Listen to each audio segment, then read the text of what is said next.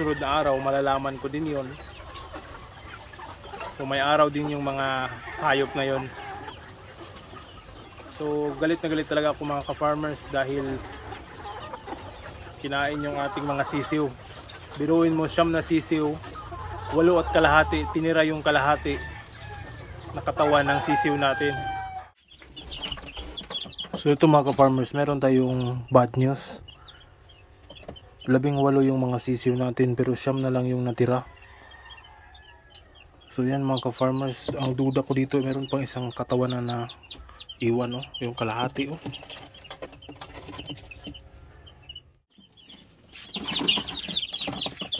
Nakakahinayang talaga mga ka-farmers.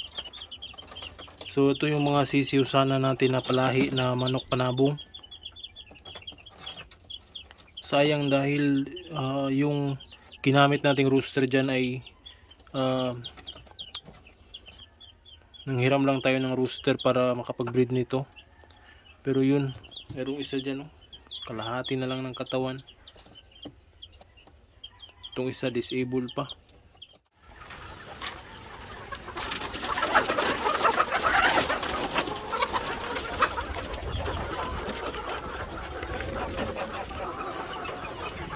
So ito mga ka-farmers, itlog na naman. Medyo malaki na itong itlog nito kumpara nung mga nakaraang araw. So yan yung kanilang mga itlog. So isa lang yung itlog nila. So ito mga ka-farmers, kailangan talaga natin hugasan yung kanilang pakainan. Dahil kapag hindi maraming dumi yan, kailangan matanggal yan mga ka-farmers. So medyo gutom na itong mga manok natin. So ito yung mga babae nating asil crosses ng white kelso mga ka-farmers. Malalaki na sila. So yung kinakain nila is Integra pa rin, Integra 2000. Yung katawan nila ay bultong-bulto. Ito naman yung iba nating sisiw dito. So kahapon ko pa binaba ito ng mga lalaki na ito. So 5 ito, yung isa binalik ko sa kulungan dahil palaging nanunuka. So yan, oh. Konti na lang yung balahibo ng isa dahil palaging tinutuka.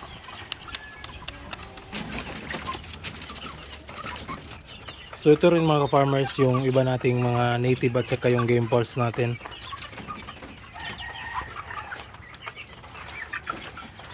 Yan, malalaki na rin.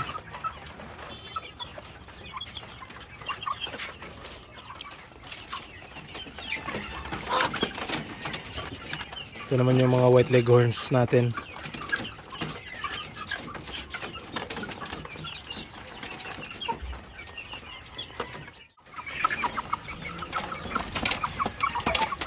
Ito naman yung mga shamo natin mga ka-farmers. Yan, malalaki na. So pwede na nating mabreed ito soon. Ito, napakaganda. Napakaganda yung kulay, kanawayon at itong isa puti. Yan, magkakapatid yan.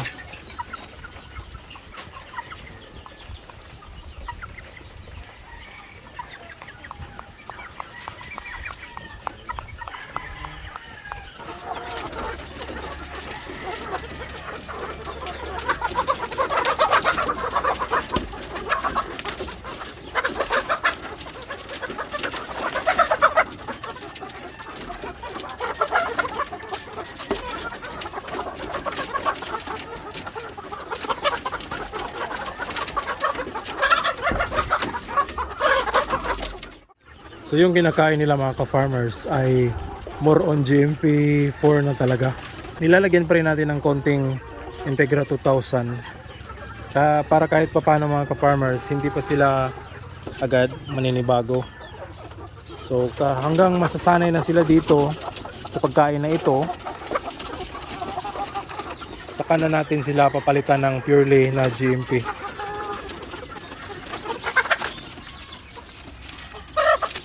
So far maganda naman yung pangangatawan nila sa binibigay natin na feeds, kahit hindi gaanong marami yung binibigay natin na patuka sa kanila.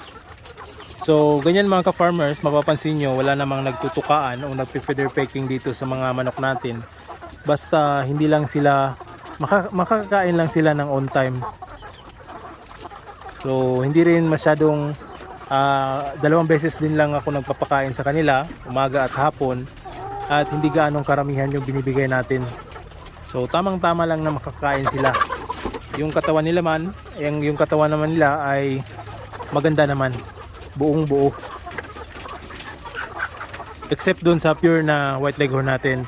Yan kasing mga klaseng manok yan, hindi yan kasing laki ng mga heritage breed natin. So talagang maliliit yung pangangatawan ng mga puti natin ng mga manok. Itong mga manok na ito ay pwede na itong tawaging RTL. Yan o.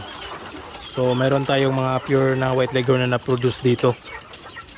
Yung iba dito, process ng white leghorn. At yung iba naman ay heritage breed. So ito yung itlog mga ka-farmers kanina na napulot natin. So kulay brown talaga yung itlog. So medyo mabigat na yung kanilang itlog. At sa mga susunod na araw ay lalaki pa ito.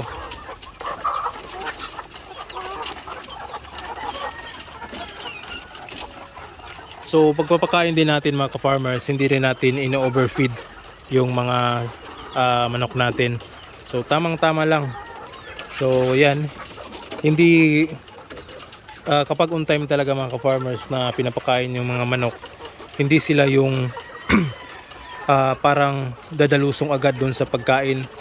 Hindi kumpara kung hindi gaya ng kung gutom yung manok talaga ay sa isang iglap biglang maubos yung pagkain at biglang tutuka lahat yung mga manok agad dyan. Pero dito merong pailan-ilan dyan na hindi yata yan gutom.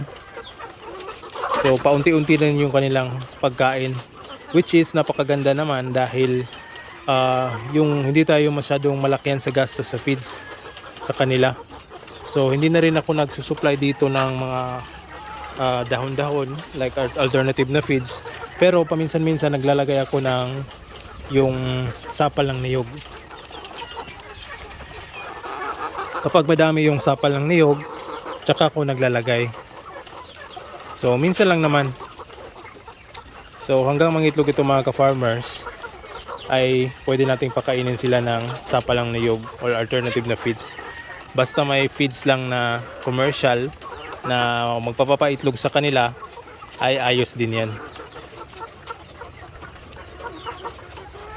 So mostly dito puti. Alright.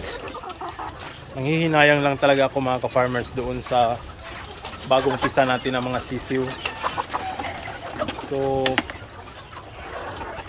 ewan ko kung ano yung kumain nun. Siguro pusa, hindi kaya daga.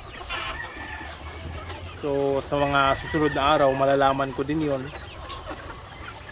So may araw din yung mga hayop na yon.